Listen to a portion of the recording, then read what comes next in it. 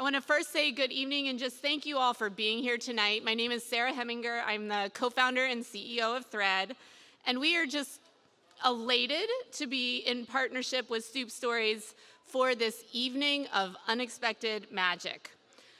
Before I tell you what Thread does and how we do it, I wanted to share a little bit about why we do the work that we've done for the last 2 decades.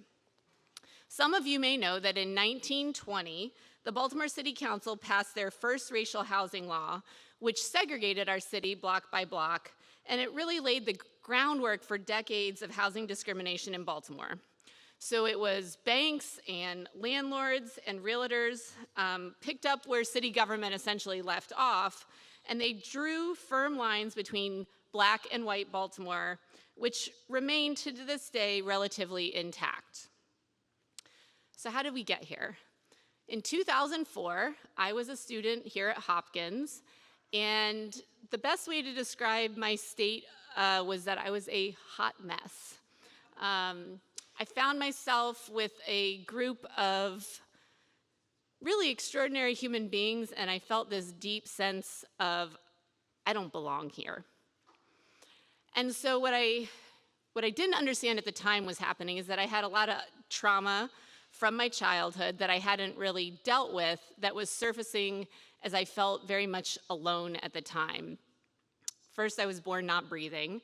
My birth was so traumatic for my mom and dad that they decided that they would never allow another physician to deliver one of their children. So my father, who's a plumber, decided that he would deliver my 2 younger siblings in my parents' bedroom. And if you ask him about this, he would say, "It's just plumbing." After giving birth, I would tend to agree. And so then you go out a few years, around the time of my 8th birthday, I was actually abducted from my home, and I'm part of this very small percentage of kids who returned home alive in the 1980s from an abduction. What made that more challenging is that the church community that we were a part of, my parents found out that the pastor was stealing money. And when my parents revealed that to the congregation, instead of firing the pastor, they decided they would shun our family. So from the time I was 8 to the time I was 16, I would be in a space very much like this one, but everyone was instructed not to speak to me, not just adults, but children, my own family, my aunts and uncles, my cousins. It was as though I didn't belong. And so when I was in my first year of graduate school, I was like, where are my people? Like, I had gone 23 years of my life and never been able to feel like I really knew where my people were. And that's what prompted Thread to be founded 22 years ago. So Thread began with myself and my husband, and we started working with students at Dunbar High School. I figured that, hey, these are exceptional individuals, many of them in extraordinary situations. And we started to bridge some of the divides that the city council had created almost 100 years before by simply just building these unconventional relationships. Here I am, a white woman from Indiana, hanging out with kids from all over Baltimore City, a city that I did not know at the time very well. And these relationships that we built, they crossed all kinds of lines of difference, race, class, you name it.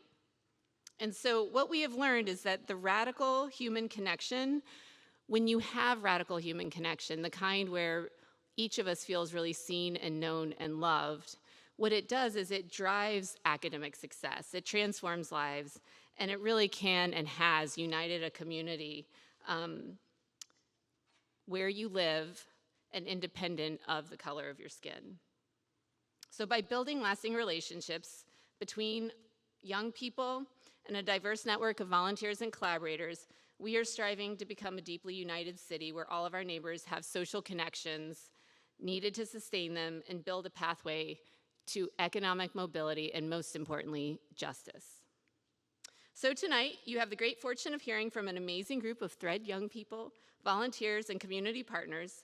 I am so incredibly grateful for their willingness to share themselves with you, and to each of you for your desire to listen with wonder and interest and bear witness to their lived experience and their personal stories. Thread has brought so much unexpected magic into my life, and tonight I know it'll bring some to yours.